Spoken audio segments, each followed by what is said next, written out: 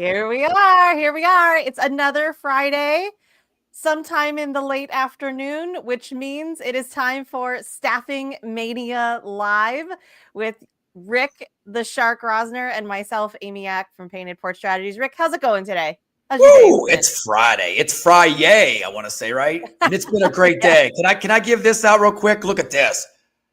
It's a great day to be a Mountaineer in West Virginia. We have a new football coach. Rich Rod is back after 2007. He left. Long story short, people are mad. He's back again. There's a big celebration going on the road at the Coliseum. I mean, probably about 30,000 people down there just jumping up for joy. So we're going to have a great year next year here in Morgantown, West Virginia.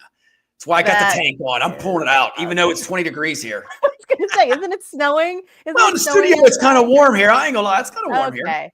That's okay. All right. That's right. Because the ideas are flowing. You know, the shark is in this crowd behind me is ready for 25. They're going 25, thrive in 25. I mean, they're ready. StaffingMania is ready for 25. And I know you are. And today our topic, I mean, it's that 3-letter word. Can we say it right now? Oh, yes. KPIs. Oh, yeah. Real quick, KPI reminds me of a report card, like when you're in elementary school. It's like, seriously, it's like you get it and you open up like, oh, I got a C in that for citizenship instead of, I take this home for mom to sign it. Nobody likes a KPI ever. Even the supervisors don't like giving them out. Yeah. Well, and I would love to see in the comments some people's perspective, some of their thoughts when they hear the words or they hear the acronym KPI, key performance indicators. The thing that I feel so often people are willing, it's a hill that a lot of people are willing to die on. They live and breathe by their KPIs, but we have a slightly different take here at Staffing Mania, because really at its core here at Staffing Mania, we are all about finding ways to help the staffing industry and our fellow recruiters, account managers, and everybody in between be excited, engaged, and successfully execute to serve and to grow and to thrive in 25, right? That's our main goal here at Staffing Mania. And truth be told, I don't think KPIs are what are going to do it. I think they are slightly missing the mark. In fact, if I were to, as our title says, if I were to put them on a list, if I were Santa, they would be on the naughty list. Can I do this for a KPI? Can I go like this real quick? My patent move. On a KPI. That's for everybody out there that's got a bad KPI in December. That's for you all. Yeah. So, Richard, you are very passionate. As we've talked about this a lot, and you have some, as Sierra would say, some big feelings about KPIs. And we're not just griping on them because maybe we don't always hit the mark on them, but we're griping because they really do miss the mark as a measure of success, as a measure of, like our banner says at the bottom, of predictive success, right? Because they're lagging indicators. It's an after the fact. KPIs are a look back. They are a look back. I'm going to tell you the same famous word. KPIs, they suck. I'm going to say right there, they suck. You know what? I got 2 words for you. Suck it. I mean, no, seriously, at the end of the day, nobody likes a KPI. We keep using it. Our staffing industry needs to change. That KPI, I keep saying we should do the Recruiter Mass Index, RMI. I mean, let's mix that word up. I mean, it's about lean, productive mass is what we need here, in 25. This KPI and pulling the report out. And Amy, I'm going to go with some of the downsides. You tell me when you want me to plug this. I can do it right now because go for it. I mean, how many times have you got a KPI in your career? And it's like, it's like, really, I've done all this. I've retained all these employees. I did some, backup work, calls. That doesn't count. It's all about what you have done productive to get new sales, new. You know what I mean? There's numbers that are missing big time.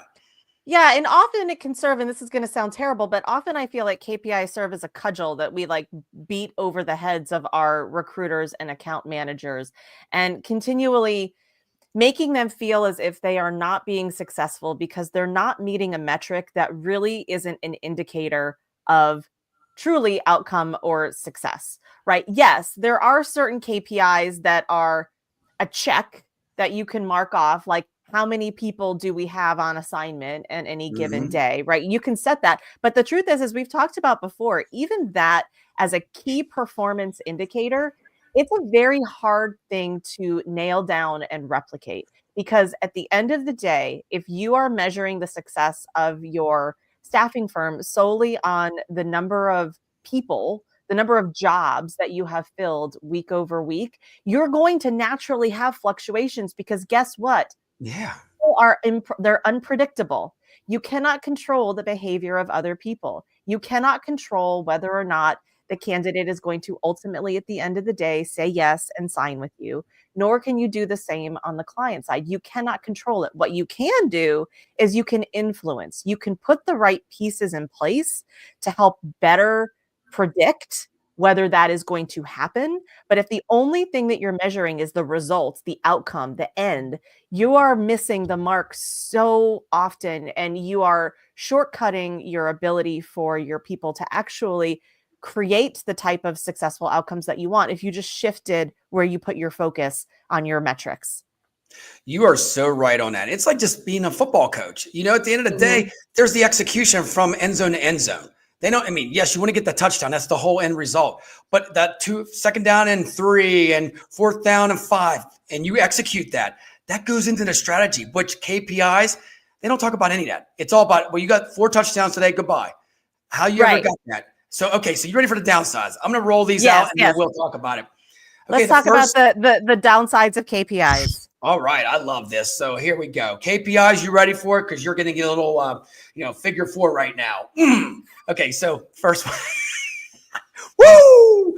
It is a Friday. Okay, so narrow focus is one of the biggest ones. We'll talk about. KPIs, they narrow it down there where, if somebody's creative, you're missing the mark on that. Gaming the system. Here's another one. People just playing it. They're playing the numbers so they can get it and go on, And guess what that happens? When you play the numbers, it's short-term thinking. Your long-term goal is never going to get hit. You're never going to reach that, Amy, because it's all about the short term. Well, hey, I survived this month. Or some people even do KPIs every 6 months, so they have no clue. This person's been losing for 5 months. Like, oh, well, I'm going to have to put you on a performance plan now. Like, why didn't you check them every month or every 2 weeks? Come on, people. Employee demotion. This is one of them. When a KPI comes out, if it's a bad one for you, you're done. You're in the rabbit hole. You're not even thinking the next couple of weeks. You're coming to the shark saying, how do I keep my job? And that's all you worry about is survival now. So now you're not staffing anymore. You're in the survival mode, which is totally different. When you're on the phone, you're like, you need a job. I need it to keep my job. It's like they can hear it in your voice. There's another downfall. Information overload. Oh my God. It's just like they throw all these metrics at you, and half the time the recruiters or the salespeople have no clue what the hell it is. They're like, well, this metric here was like this. Like, oh, okay. And you just accept it and walk on. But they never explain what that metric's for. Yeah. Well, it's often because they're easy. I'll say, if I would be so bold, many of them are just lazy. They're lazy ways to measure performance. Performance of an individual, of a department, of an organization. They're a lazy way to measure it. You're right. They are absolutely short term. It's not based on what you've done over a certain period of time. It's what have you done today? What have you done this week? And you just hit the reset button every single week. So when you think about the idea of long-term fulfillment and retention, even within your own organization, if all people are being measured on is what they did today or what they did yesterday, and not what what they could be doing for the future, then you are going to have people that are constantly on this emotional roller coaster of ups and downs. And we see that so often in staffing, especially where I feel like sometimes they get amnesia and they forget that there are cycles within staffing. I think about, especially in the healthcare staffing realm, right? Healthcare staffing had a really great couple years, the last few years. Most, if not all of them, either doubled or tripled their revenue, their headcount, their activities, their placements. They did that. And somehow they forgot that was in a very particular time boxed situation, right? It wasn't something that was an indicator of what the future of healthcare staffing is going to be. And then guess what happened this year? It all went down. They had a dip. They had a dip. And all of a sudden, they raised the bar to the expectation of what had been happening the last few years. And if people weren't hitting that unrealistic, falsely inflated bar, now all of a sudden they're not successful anymore. And now people start losing their jobs. They start cutting back because they forgot. They were just looking at the moment, not the overall momentum and the more of that long-term strategic vision or plan for the organization. They're just in constant reaction panic mode. I love what you said about healthcare. They got spotted. Is that what you call it? They got spotted like 50 candidates. I mean, it was like just dropping in. Seriously. It's like, wow, I made all this money. And then they didn't look at the longevity when it smoothed off. They're like, holy shit. So, okay, Amy, so I got to throw this up here real quick because here's what KPIs, what happens. After you pressure the employee, guess what they do? Dude, once you leave the office, managers, they're on Indeed looking for another job. There it is. You're not retaining anybody, and it happens all the time. By the way, that's Saturday morning Shark Tunes. If you get a chance, check out my Instagram. I do Shark Tunes all the time. I love it. I love your Shark Tunes. They're terrific. But I think this goes back to number one, yes, employee satisfaction. If people are constantly being measured of other failures, right? If we think about it from that perspective of what they didn't do, or a metric that in and of itself is not an indicator of predictive success or performance, right? It's just an indicator of what was done today, this week, this month, right? It's a look back. If that's all they're being measured on, their satisfaction is going to significantly dip. And then how are they showing up as a representative of your business, as a representative of your organization, and how they're serving you, how they're serving candidates, right? How is that going to show up? They're definitely not going to be giving it their all. No, they're not. And here's the thing is, though, with the KPIs, does anybody ever go over to in detail one-on-one? They email it to you and the boss leaves. It's like, I don't want to hear the result. Like how many, and then guess what happens is everybody in the office runs around and says, oh my goodness, what did you get on your KPI? What did I get on mine? There's no explanation, Amy. And I think at the end of the day, it's communication. I think you could take this for what you're worth, but I think every 2 weeks there should be an evaluation, or at least, every 15 days or every 30 days to keep them back on track. Isn't that what a coach does? I mean, you're a manager. You should be a coach. You should be coaching him the whole way through the cycle, not just wait every 6 months. Right. And the coaching is not make more phone calls. No. Oh, God. Again, you mentioned sports because of yelling for numbers. You mentioned, you mentioned sports. And it's so funny. If you think about like at the half, when they're running off the field and the sideline interviewer comes and she's like, Coach, what do you think you need to do for the next half? He doesn't say, we need to score more points. That's not what he says. No, he's like, no, we need to score more points. We need to complete more, we need to complete more passes, whatever it is. It's like, no, that's not what they say. Instead, they're like, we need to rethink about our strategy. We need to make sure we're communicating more clearly. Like whatever it is that they need to do. He's not talking about the outcome. We need to score more points if we're going to win this game. No shit. That's kind of how games are won.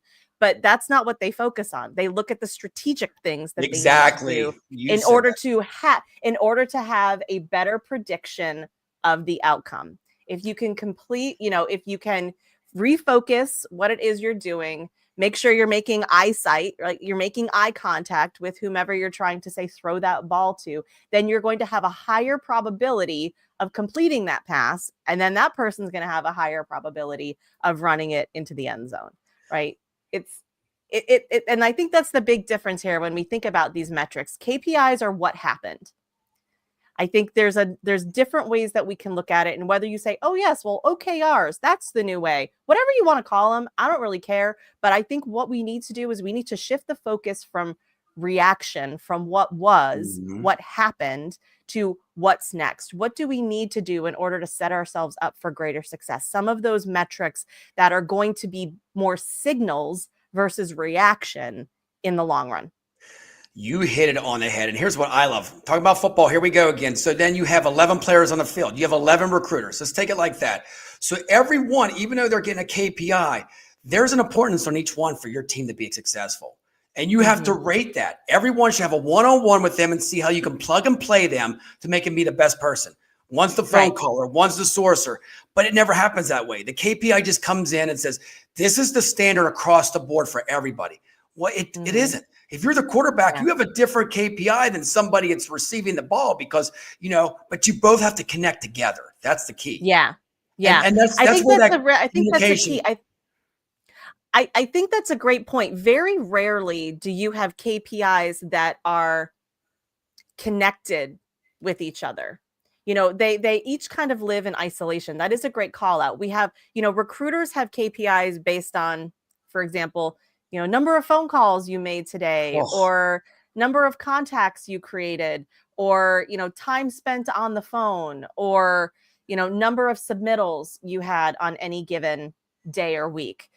But there's usually not a connector to, the other side of it. So let's say, for example, there's not a connector to the amount or the percentage of submittals that were accepted versus rejected. Exactly. Right? Or the number of submittals that then the client accepted, right? There's not that connection between what the recruiter's doing and often what, say, the account manager or the client manager are doing. They're not connected together. They're not shared metrics, if you will. Like each one has their own in isolation. And I think because of that, you're right. Everybody's kind of running their own plays independently and hoping that somehow they converge and score points. Oh, right, it's throwing, how do I say it? It's throwing the ball in like a Hail Mary. We'll say it like that. It's a Hail Mary and I hope that somebody catches in the end zone. That's what it's about. Here's what it comes down to. And me being in a hole at staffing firms before, it's 10 submittals a week, and it doesn't matter. And 3 of them could be like jackasses, and you just throw them in there, and that's it. Yep, throwing it in there. But what? And I like the Hail Mary. 100 phone calls. I'm going to be honest with you. They used to call a shark just before I was the shark. It's like, dude, you're not making 100 phone calls. I make 30 phone calls, but I have 15 on the phone, and I'm submitting 5 good ones. Well, you got to make 100 phone calls. And then one person, I remember this back in the day, and this is why it's like, I'm out of this staffing firm. Well, you cannot be on the phone longer than 3 minutes with that person. I remember this, Amy. Really, they're like, you're talking for 10 minutes. I'm building a relationship. And guess what? Once they get hired, they're going to actually get a couple referrals because they really care about it. That's not what it's about. We got to get them in and out like cattle. And I'm like, dude, burn them and turn them. Yeah. And that's what a lot of staffing firms are doing these days, Amy. It's all about that 100 phone calls. I'd rather do 20 phone calls a day and have 12 people engaged than 100 phone calls and just click, click. And you know what some of these recruiters do now? I shouldn't even spill the beans, but they get on, call for 2 seconds, hang up. And then the Dow thing at the end says you made 100 phone calls, which 40 of them were just click, click, click, click. Again, I think it's really important. You bring a great point that when you're thinking about the type of metrics that you want to measure in your organization, there's a couple things that you should always be thinking about. First off, I think number one is our metric in support of, or is it in conflict with what we say our values and our mission are as an organization? Because if you say we are an organization that values the candidate or values the client relationship, and yet you have a KPI that says you have to make X number of phone calls every day, or you can only be on the line for Y minutes, then that is in direct conflict with what you have said your values and mission are as a company. And that's a problem. That's a formula for failure. It's a big problem. It is, Amy. And you know what? I'm going to elaborate on that. The first thing in 25, I'm going to look at you all in the face right now, is service. Because our service in our industry, I'm going to say it. Can I say it, Amy? It sucks. I see this all the time. Staffing firms don't give 2 shits. They call, they ghost candidates, they ghost clients. I see this. People tell me all the time. As soon as I have a new client, they're like, are you like the last one? That's the most important word they say. Oh, you're like that last one. They never call me back. Every 6 months they call, and that's it. Check in. So this is part of the KPI that people's getting over because they're just trying to throw whatever is new out there. And I think that's what the KPI is about. It's all about, whatever happened yesterday, and they don't even know what the strategy is for long term. Right. This is what we're trying to tell everybody out there, Amy. We want long-term strategies here. Right. Exactly. We want long-term, intentional, predictive metrics, not reactive, reflective metrics, which are often what KPIs are. I think these are, we could go on with this for a while, but I think number one, making sure that whatever the KPI is that you are going to subscribe to within your organization has that value alignment. But also number two, you mentioned this at the beginning. How could it be manipulated? How could people manipulate the metric? And what is the metric truly trying to measure? Is it just measuring activity, or are you trying to measure some sort of predictive outcome? Right. And I think that's key. So if you have a metric that is X number of submittals a week, I'm sure well intended, it was created to ensure that people are thinking about and producing a certain amount, because statistically, X number of submittals can result in Y number of placements statistically. But the moment you make that a firm metric that you're going to start, again, banging people against, banging their heads against, then it's going to get manipulated. And actually, your ratios are going to shrink. They're going to go down because it's no longer about quality. It's about quantity. And quantity is going to ensure that you are going to be weeding through a lot more, I'll say, junk, in order to find the diamonds, in order to find the gold, in order to find the opportunities and the submittals that are really going to take it across the finish line, right? You got it. You know what? And Yeah. we're not bashing KPIs at all. We just think there's a different thinking. And I'm going to say this, Amy, real quick, that KPI was designed way back in the day. I mean, now you have social media. They don't even put that out there on the KPI of how much social media activity. They're like, well, they just did a post. No, it's, you know how much activity that is? That could be 40% of your KPI right there, putting it out there. And if you get 4 candidates come in and you ask people like, well, we just posted out there and we don't even, check the KPI on your metrics for marketing. That's another downfall that we can talk about some other time, that there's a KPI for your marketing and nobody has a clue for that. They're like, we just hire a company. I said, you get reports on that? Oh yeah, they show us how many impressions. Is that all you're getting? I'm like, and you're getting ripped off then. I mean, you need to have this down just like the recruiter. You need to have this with your marketing too. Yeah. Yeah. So, but to that end, we're not here just to complain. No. We definitely have some big feelings about KPIs, but more specifically, again, what they truly are meant to measure. What is it that you're really trying to get down to at its root as either a predictive, a leading indicator, or a lagging indicator? What is it that you're truly trying to measure here? And then ask yourself, is this the best way to measure it? Is there another way that we can make this determination, and maybe make this determination proactively as opposed to reviewing it after the fact? And so with that, I have one that I would love to throw out just as a first KPI, or a first metric that I think is a very good predictive indicator of future potential success. And that is time to engage. I don't think this is really measured very often, but when I say time to engage, I'm looking at it both on the client side, but also on the candidate side. How long is it taking them to respond to any type of outreach? How quickly are they coming back and, say, giving information that was requested? That time to engage at each of those different stages along your, placement life cycle, those are leading indicators. Those are predictive indicators that are going to inform you whether or not this person is going to stick around for the entire submittal and placement process, whether they're going to accept the job that you offer them, whether they're going to want to stay on that job, whether they might renew or extend on that job, and whether or not they're going to actually tell their friends to come along as well.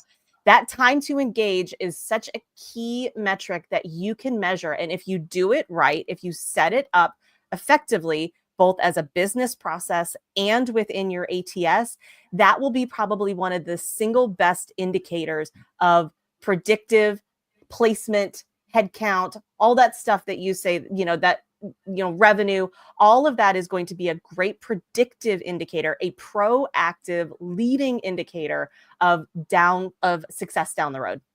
With this relationship. You rocked it out there, and I love it. I'm all about engaging. The engaging part is so important. How many times does that employee or that candidate or that client calls you back? How many times did you call them back and forth? I mean, if you could predict that and have that down as a ratio, I mean, could you imagine that? Well, that client called me 14 times this month, and we got a contract, that's engaging. They're going to work with you. If that candidate calls you back 7 times, do you know how many times candidates call and they said no response, nobody answers the phone? That should be calculated somehow. That was a missed call, right? Yeah. We don't know. No Yeah. staffing firm ever calls that. They're like, well, Johnny called in 4 times and we didn't answer the phone 4 times. Why? Yeah. Well, we don't like him. I Yeah. mean, at the end of the day, that person's thriving for something, right? That somebody else is going to take advantage of. Yeah. Yeah. They're responding to someone. It just might not be you. And so it's a very early indicator of whether or not this is a relationship that is going to be virtuous and fortuitous for all parties involved, right? And you can catch it early because you can start to see these signals way before it gets to the point of sending a submittal, presenting them an offer, having them start an assignment. Those are all things that we look back and go, oh, what happened? What was the reason why they said no? That doesn't help you actually better prepare and set yourself up for success over the long term, right? That strategic approach to how you're conducting your business. I think time to engage is a really key one, and I would encourage people to start measuring it. Amy, we're going to wrap it up with this, but I will say that, you know, when people like actually go and said that person ghosted me on the first day of work and all that stuff, they did not engage enough. They did not do this is where it comes into. This comes into factor. Did you call that person 2 days before and say, hey, great job? Did you text him? And well, I texted him the day of, hey, good morning. Have a great day, your first day. Well, you didn't communicate with them for the last 4 days. They fell off. You got to communicate every day. And that should be part of this metrics. If they get hired 5 days beforehand, every day there should be a text or a phone call. Encourage them. Hey, pumping them up and say, is there anything else you need? Did you get your paperwork in and all that stuff? It's hype. Hype equals hired. It's simple as that. Hype equals hired. I like it. And it's not just what you're doing, what you're putting out there, but it's also what they're bringing back, right? Because that is a signal. That is a predictive signal of how well the rest of this relationship is going to go. Man, I love it. Yeah. Okay, Amy, we're going to tell everybody out there what we're going to do. Yeah. So that was metric number 1. But because it is December 13th and we have 12 days remaining until the 25th, what we thought we would do is we would do the 12 metrics of Christmas. Yes. And so every day we're going to be posting out on our various socials that we have. We're going to be posting one of the metrics that we believe can help set you up for predictive, proactive success in 2025. And so just be on the lookout for a little nugget to share, to start thinking about, and maybe start shifting your perspective and your actual measures that you are implementing in your organization for 2025, and really focus in on those metrics that really matter, the ones that are going to be the best indicators of what's next. I know. Check it out. It's going to be a little sugar, spice, and strategy. Woo, woo. The 3 S's. You like that? Boom. I love it. And we are going to have a little bit of a cartoon fun with us. So, right, Amy? The cartoons look pretty good. I think we're going to have fun with this. And then what we're going to do at the end, we're going to wrap it up here and have a show just with everything on it. It probably will be in 25, the first week in January, and have fun with it. But, you know, at the end of the day, we're all learning. So please comment about them. If you want us to adjust anything, hey, we're here to adjust everything. At the end of the day, we're just having fun, Amy. This was a great episode. I love this ring battle. It was. I mean, we did a little punching. I mean, we put KPI. I think they gave in, and boom, boom, 1, 2, 3, we won, like we always do. But at the end of the day, it's all about changing the way you think in 25. I mean, it's going to be. We keep saying the market's going to be great in 25. Well, we got to start changing our strategies too with KPIs. Yeah, it's only going to be great if you help make it great. All righty, well, we're out of here. Mania is done for Friday. Have a great weekend, my peeps, and we'll see you next Friday. Take care.